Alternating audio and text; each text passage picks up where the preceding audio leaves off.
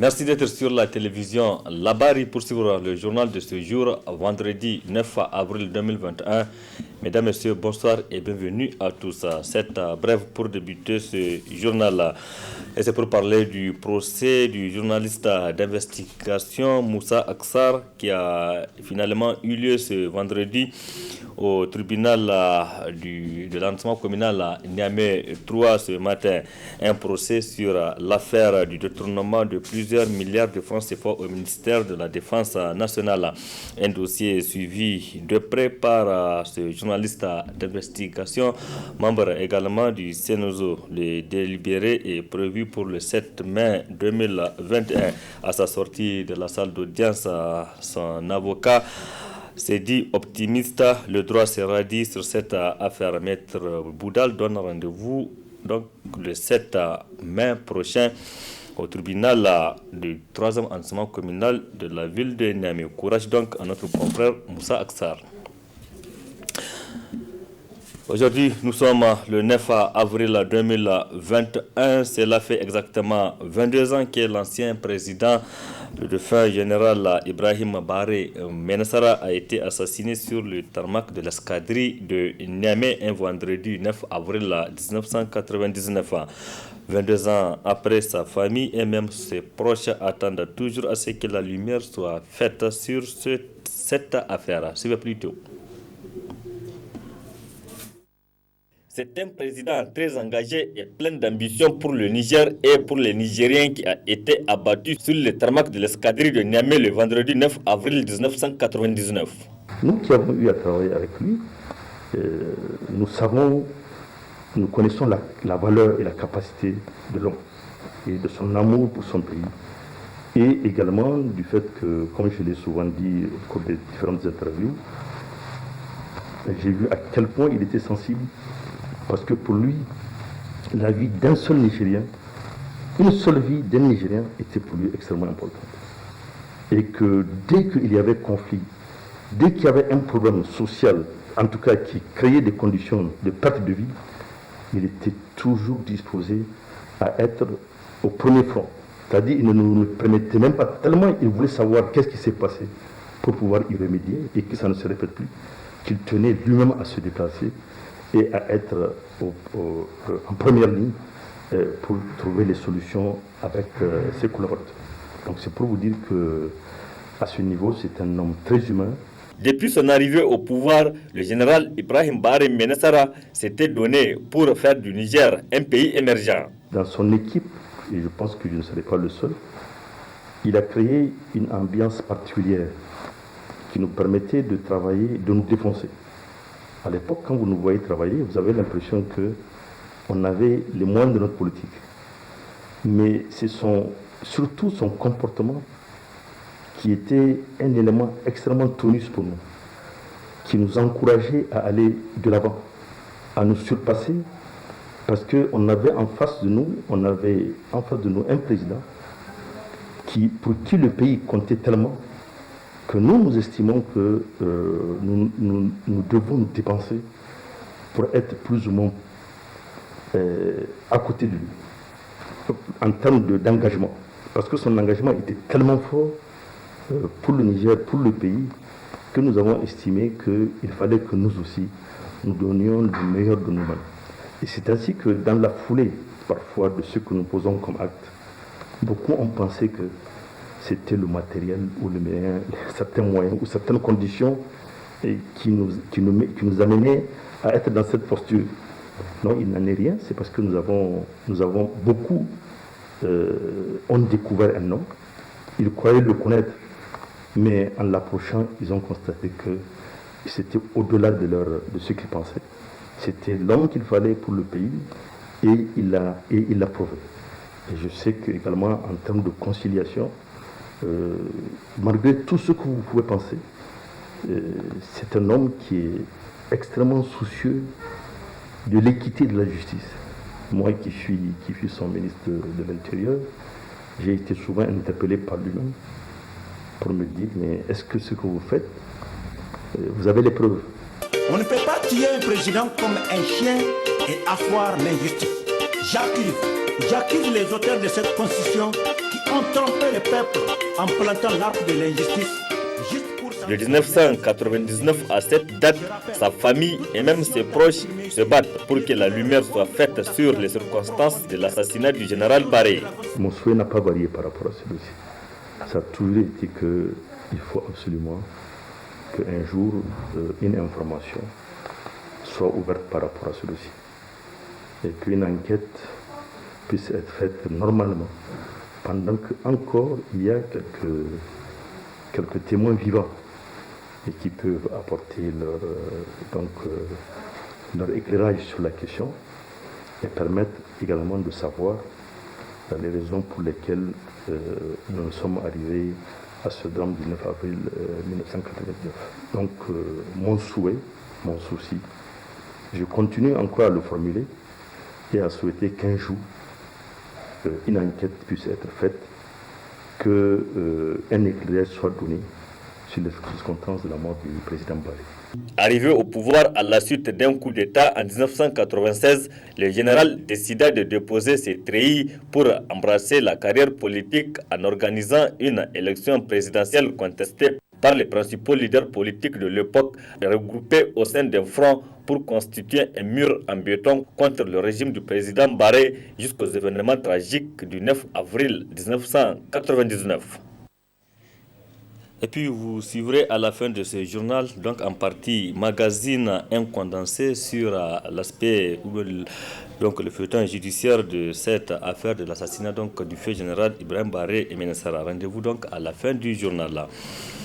La situation des femmes violées à Terra dans la région de Tillabéri par certains éléments du contingent militaire tchadien de la force conjointe du G5 Sahel était au centre d'une déclaration cet après-midi de la coalition des organisations et associations de la société civile nigérienne pour une tolérance zéro à l'égard des victimes basées sur le genre. Cette coalition, dans sa déclaration, entend continuer, donc se constituer en partie pour mieux défendre ce dossier. Je propose de suivre un extrait avec Mme Abdoulaye Aïssa et les membres de cette coalition. La coalition Tolérance Zéro, zéro violence basée sur le genre condamne cette honteuse violation des droits humains qui ramène en arrière les efforts de promotion des femmes et des filles comme actrices indispensables pour faire progresser notre pays et atteindre le développement et la paix. La coalition Tolérance Zéro, violence basée sur le genre, dénonce la lenteur avec laquelle le sujet est en traitement sur le territoire du Niger. Dans cette circonstance regrettable, la coalition Tolérance Zéro Violence basée sur le genre apporte son soutien ferme aux victimes, leurs familles et à toute la population. Elle invite les organisations de la société civile à faire front commun pour soutenir et demander justice en faveur des victimes. À l'endroit de l'État du Niger, engager des poursuites judiciaires contre les auteurs de ces actes criminels perpétrés sur des femmes et une mineure afin que justice soit rendue aux victimes et à leurs familles. Car toute personne a droit à un recours effectif devant les juridictions nationales compétentes contre les actes violents les droits fondamentaux qui lui sont reconnus par la Constitution ou par la loi. S'assurer que de tels crimes et violences basés sur le genre ne se reproduisent plus sur les populations civiles, en particulier les jeunes filles et les femmes. Prendre des dispositions pour encadrer l'intervention des missions militaires étrangères sur le territoire nigérien. Adopter un plan d'intervention d'urgence pour lutter contre la violence faite aux femmes et aux filles. À l'endroit du ministère de la Population, de la Femme et de la Protection de l'Enfant, jouer pleinement son rôle de veille et de protection des femmes et des filles contre toute forme de violence. À l'endroit, sensibiliser également les communautés, en particulier les filles et les femmes, sur les violences basées sur le genre, leurs droits, les voies de recours et de protection. à l'endroit du ministre de la Justice, veiller à ce que les plaintes des victimes soient traitées afin que justice soit rendue aux victimes. Ouvrir une enquête pénale de concert avec le système de justice pénale en vigueur. À l'endroit des ministres en charge de l'éducation, sensibiliser les élèves et étudiants sur les violences basées sur le genre et les droits humains. Veiller à la protection des élèves et étudiants dans les communautés sur la route et sur les sites d'apprentissage et exiger à ce que aucun contingent militaire n'occupe ces lieux ou ne s'installe à proximité.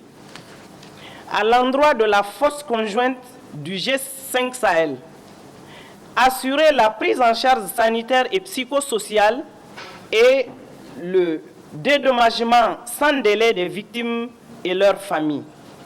Promouvoir et garantir les droits humains et protéger les personnes et leurs biens dans les zones d'intervention des militaires. Protéger les femmes et les filles contre les actes de violence. À l'endroit de l'Assemblée nationale du Niger, interpeller le gouvernement pour qu'il explique devant la nation nigérienne par rapport aux actes criminels perpétrés par des soldats censés protéger les populations et leurs biens. À l'endroit des élus locaux et leaders communautaires, veiller à la protection et à la protection de la population, en particulier les femmes et les enfants, contre toute forme de violence et de violation de leurs droits. Dénoncer toute forme de violence sur les populations civiles, en particulier les femmes et les filles. À l'endroit des organisations du système des Nations Unies au Niger, accompagner les organisations de la société civile locale à suivre la redevabilité de l'État face à ses engagements nationaux et internationaux et à lutter contre l'impunité. Enfin, à l'endroit de la société civile nationale et internationale, se mobiliser et être vigilante autour de ce dossier pour que justice soit rendue. Sensibiliser les communautés, en particulier les filles et les femmes, sur les violences basées sur le genre, leurs droits, les voies de recours et de protection. Inviter les populations à demeurer haltes et à dénoncer la moindre forme de violence des droits humains, car aucun cas n'est isolé ni mineur. La coalition suivra de très près l'évolution des engagements pris par le G5 Sahel, le ministère des Affaires étrangères du Tchad et l'État du Niger. Enfin, la coalition Tolérance Zéro Violence basée sur le genre informe l'opinion nationale et internationale qu'elle va se constituer en partie civile pour que les auteurs, co-auteurs et complices de ces actes soient identifiés et mis à la disposition de la justice. Autre aspect de cette édition, les agents du ministère des Finances disposent désormais d'une mutuelle de santé. En effet, cette mutuelle va assurer la prise en charge des ordonnances et autres charges des agents de ce ministère à hauteur de 81%. Le lancement des activités de cette mutuelle a eu lieu ce matin au sein même du ministère. C'était en présence de nos reporters Nafisa Yahaya et Khalidou Bourema. Initiée par le syndicat national des agents des finances, la mutuelle de santé des agents du ministère des Finances MUSAF, dont cette cérémonie marque le lancement, voit le jour après 9 ans de lutte. Créer une mutuelle de santé au Niger, on le sait, c'est une longue procédure. Mais nous avions dit que la mutuelle de santé aujourd'hui, elle est un élément fondamental dans l'accomplissement même des tâches de l'agent de l'État. Il faut le rappeler, c'est un règlement de l'UEMOA qui l'institue dans tous les 8 pays membres de l'UEMOA. Et en principe, c'est l'État qui doit prendre en charge la création d'une mutuelle pour les agents de l'État. Mais pris individuellement dans tous les secteurs, les différents initiateurs, comme les syndicats, comme toutes structures d'air, peuvent s'organiser pour créer leur mutuelle de santé, soit prendre en charge intégralement les soins, ou bien prendre en charge une volée. Parce qu'on peut prendre en charge le volet de la santé, on peut prendre aussi en charge le volet corollaire comme appui pour l'inscription des enfants, les voyages, etc., etc. Mais nous, au ministère des Finances, nous avons opté pour la prise en charge des ordonnances médicales à hauteur de 80%. Pourquoi? Parce que déjà de l'autre côté, conformément au décret 496 pour les prestations des hôpitaux nationaux, nous avons une prise en charge aussi de 80% pour les soins au niveau des consultations des NGVD, conformément pour tous les agents de l'État. Donc nous nous sommes dit que nous allons nous baser d'abord pour les ordonnances médicales, parce que c'est ça qui constitue une charge lourde pour tous les agents de l'État, et particulièrement au ministère des Finances, où on sait que tu prends en charge ta famille, tu prends en charge beaucoup de personnes encore d'autres, parce que tu travailles au ministère des Finances, vous venez de le dire, on pense qu'on a l'argent. Dieu merci, nous avons initié cela pour que tous les agents soient à l'aise de ne même pas se soucier des ordonnances, qu'Allah ne l'amène pas, mais on ne le souhaite pas. Mais quand ça vient que l'agent ne se soucie même pas qu'il a une ordonnance et qu'il va aller chercher à gauche et à droite, il va juste se consacrer à son travail. Cette mutuelle au profit des agents du ministère des Finances à l'accompagnement du personnel. Permettez-moi également de rappeler et de saluer aussi l'accompagnement du ministre des Finances sortant, M. Mahmoud Diop, du ministre des Finances entrant, M. Ahmed Joudoud, du secrétaire général adjoint du ministère des Finances, M. Rafa. Au nom de tout le personnel du ministère des Finances, nous leur adressons nos vifs remerciements et leur souhaitons chance et succès dans la suite de l'accomplissement de leur mission. Le clou de cette cérémonie a été la remise officielle des premiers carnets aux membres adhérents de cette mutuelle. Cérémonie de passation des services ce matin au ministère de la Population entre le nouveau ministre Dr Ilyas Idi Menesara et la ministre sortante Madame Amina Moumouni.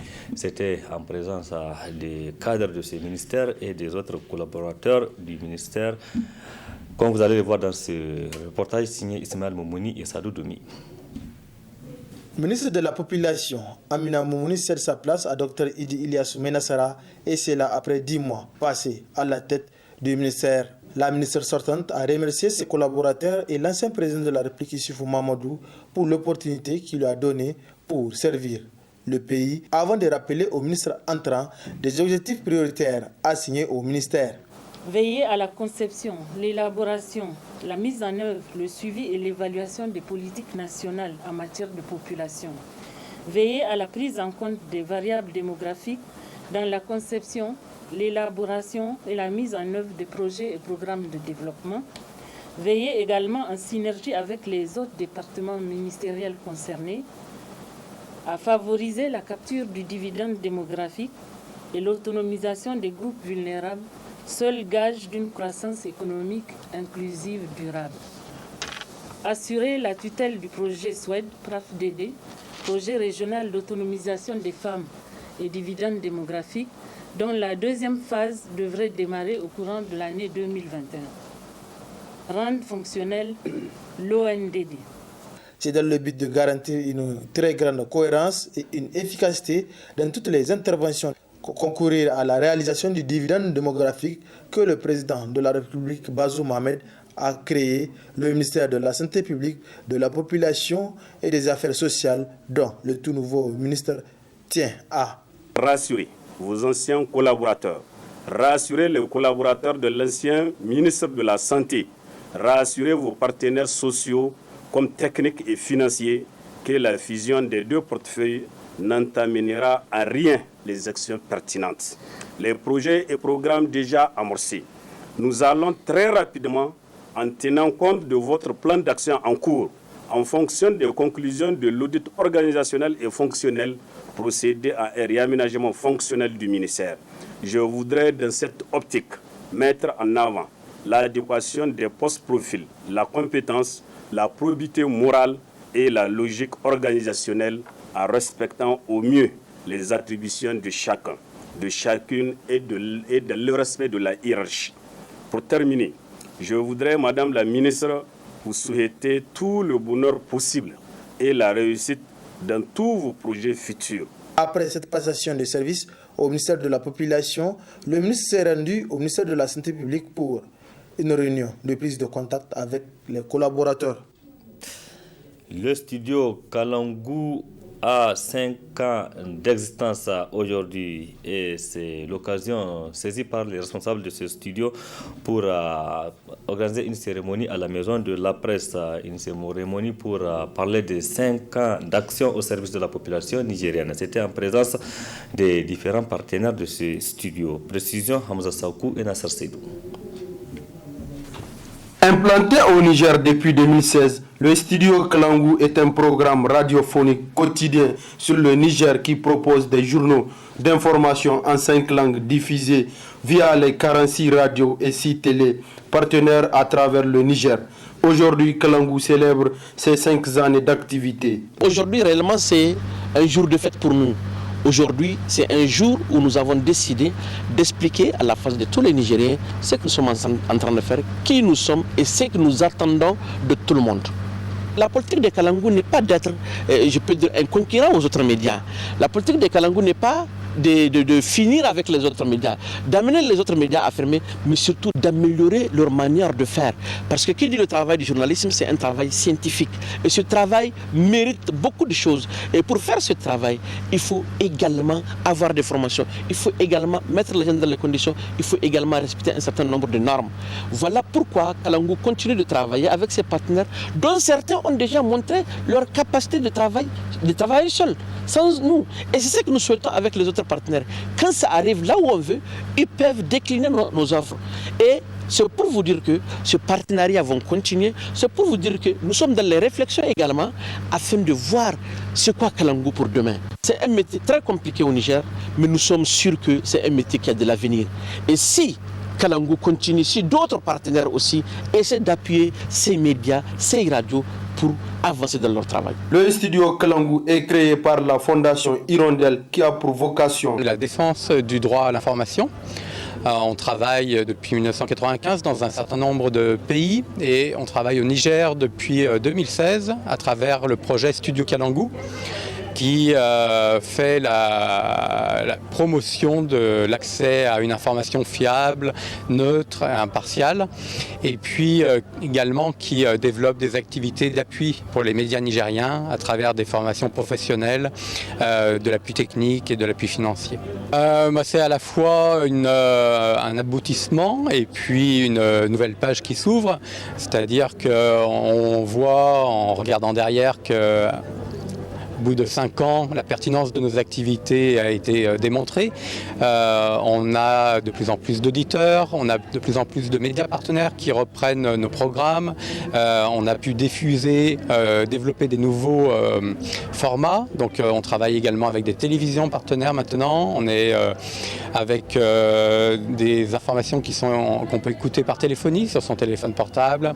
On est sur les réseaux sociaux. Donc on voit que les Nigériens et les Nigériennes ont soif d'une information de qualité, donc sont en demande et la pertinence de notre travail donc est démontrée.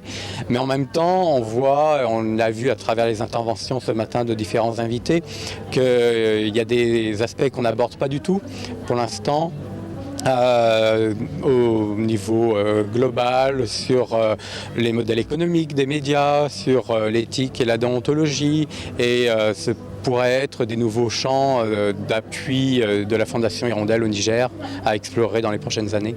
En remerciant ses partenaires financiers et techniques, le studio Kalangu réitère son engagement à relever les défis, notamment l'adoption de stratégies du projet aux attentes et aux besoins et développer de nouveaux partenariats techniques et financiers. Restons donc toujours dans le cadre de la célébration du 5e anniversaire du studio Kalangu où nos confrères de ce studio ont tendu leur micro à leurs partenaires. Voici leur réaction. Pays est installé au Niger depuis 2016. Le studio Kalangu a marqué le paysage médiatique au Niger.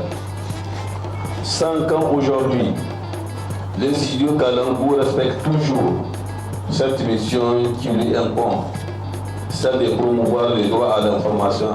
Nous sommes tous impressionnés du professionnalisme qui a été démontré et puis d'une part et d'autre part de l'usage des nouvelles technologies de l'information, des nouvelles techniques de transmission de l'information. Nous trouvons ça c'est très épatant et très favorablement accueilli par tout le public, la population nigérienne, mais aussi non nigérienne, comme moi-même ou comme les étrangers que nous présentons ici. D'un point de vue du journalisme, je trouve que c'est un travail très professionnel avec de journalistes qui donnent des informations en tant que service public pour faire arriver des informations réelles avec du rigueur à la population. Je crois aussi que c'est un projet intéressant parce que ça donne l'opportunité à beaucoup de jeunes de travailler, de se former, d'entrer dans le monde professionnel du journalisme. J'avoue que nous avons un traitement de l'information très efficace et il y a le respect de toutes ces règles d'éthique et de déontologie. Quand même, nous retrouvons en se disant qu'une grande partie effectivement de tous ces journalistes qui sont à Kalangu viennent de notre école. C'est une fierté pour nous et nous voyons combien ils appliquent effectivement tous ces principes journalistiques effectivement qui sont enseignés à l'IFTIC. Ça fait vraiment notre fierté. Vous êtes utile à la population, utile aux activistes, utile aux Nigériens.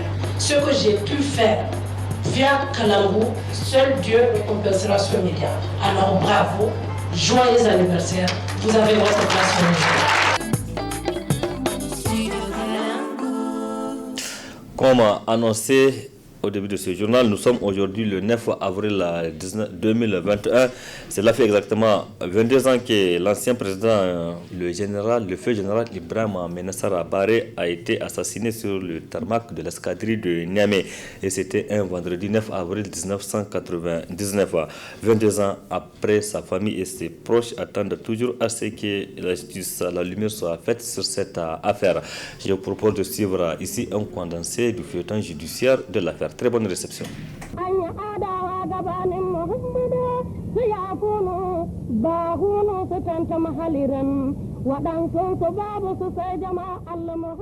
9 avril 1999, 9 avril 2021. Ça fait déjà 22 ans que le feu président Baré Menassara Ibrahim a été froidement assassiné sur le tarmac de l'escadrille de Niamey. 22 ans que sa famille attend toujours que la lumière soit faite sur cet assassinat. Pour ce faire, au plan national, la famille Baré a saisi les juridictions compétentes par rapport au dossier. Ainsi, après l'épuisement de toutes les voies de recours aussi au Niger sans succès, la famille a passé à l'étape suivante. C'est ainsi que la cour de la CEDEAO a été saisie. Une requête lui a été introduite le 12 décembre 2013. Elle a été présentée par les ayants droit Ibrahim Menassara Baré, une quinzaine de personnes au total. Ces requérants sont représentés par Maître Chebou Abdrahman, avocat au barreau du Niger, et Maître Yarim Thiam, ancien bâtonnier de l'ordre des avocats du Sénégal. Le défendeur est l'État du Niger, représenté par le secrétaire général du gouvernement ayant son siège au palais de la présidence, avenue de la présidence à Niamey. S'en est suivi la présentation des faits. Les demandeurs ont exposé que le 9 avril 1999, le général Baré Menassara Ibrahim, président de la République du Niger, étant à l'aéroport militaire de Niamey pour un voyage officiel à l'intérieur du pays, a été fauché par des coups de feu tirés à partir d'un pick-up équipé d'une mitrailleuse lourde alors qu'il passait en revue la garde d'honneur et s'apprêtait à rejoindre son hélicoptère. Selon le témoignage recueilli par l'ONG Amnesty International et relayé par les requérants, l'aide de camp du président, présent sur le tarmac de l'aéroport au moment des faits, aurait soutenu qu'après les premiers tirs, des soldats ont crié, je cite, « Il est encore vivant ». C'est en ce moment que les assaillants ont ouvert à nouveau le feu pour atteindre mortellement la victime, ainsi que 3 autres de ses accompagnants. Le même témoignage fait état de ce que l'assaut a été donné suite à 2 coups de feu tirés à l'air par le chef d'escadron Daouda Malamonké, chef de la garde présidentielle, vraisemblablement pour donner le signal d'exécution de l'opération.